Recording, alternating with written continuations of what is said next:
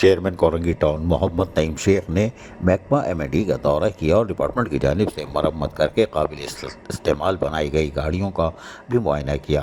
محکمہ education security اور sanitation کے حوالے بھی کر دیا۔ اس موقع پر director security focal person Kalak Nawaz, director sanitation Muhammad Younis, Asif Umar, deputy director advertisement Adnan Habib, peoples youth PS 95 کے صدر Waqar Lodhi, XEN M&D Anwar Shah, AEE Ahmed Ali Khan اور دیگر افسران بھی موجود تھے۔ دورے کے دوران ورکشاپ میں موجود تمام گاڑیاں جو کہ کسی بھی وجہ سے قابل استعمال نہیں تھیں، ان گاڑیوں کو مرمت کرنے کے بعد قابل استعمال بنایا جا رہا ہے اور ان گاڑیوں کو ڈپارٹمنٹ کے حوالے بھی کر کے عوام کو بلدیاتی سہولتیں فراہم کرنے کے لیے اور آسانی فراہم کی جا رہی ہے تاکہ وہ ان گاڑیوں کو اس بہتر استعمال کر کے لوگوں کو ان کی دہلیز پہ بلدیاتی سہولتیں فراہم کریں۔ چیئرمین کورنگی ٹاؤن محمد نعیم شیخ نے دورے کے دوران کہا کہ عوام کو بنیادی مسائل سے نجات اور کورنگی ٹاؤن کی تعمیر و ترقی چیلنج ہے اور ہم تمام چیلنجز پر عوامی تعاون کے ذریعے ہی پورا اترتے ہیں اور کورنگی ٹاؤن کی تعمیر و ترقی اور عوام کو مسائل سے نجات دلائیں گے۔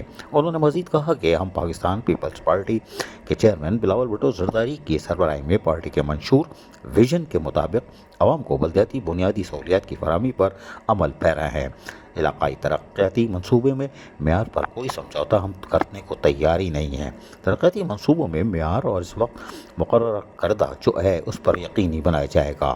کورنگی ٹاؤن کے متعلقہ محکموں کو ہدایت جاری کر دی گئی ہے کہ عوامی خدمت کے حوالے سے جاری اقدامات کو مزید تیز کیا جائے اور جو بھی مشینری تیار کر کے دی جا رہی ہے اس کا فوری طور پر استعمال عمل میں لایا جائے تاکہ لوگوں کو ان کی دہلیز پر بلدیاتی سہولتیں فراہم کی جا سکے۔ عزیز عارف، KBS بلدیاتی نیوز کراچی۔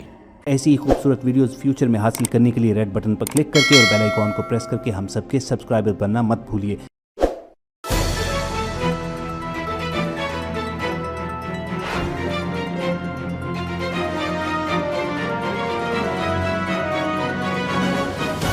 KBS بلدیاتی نیوز۔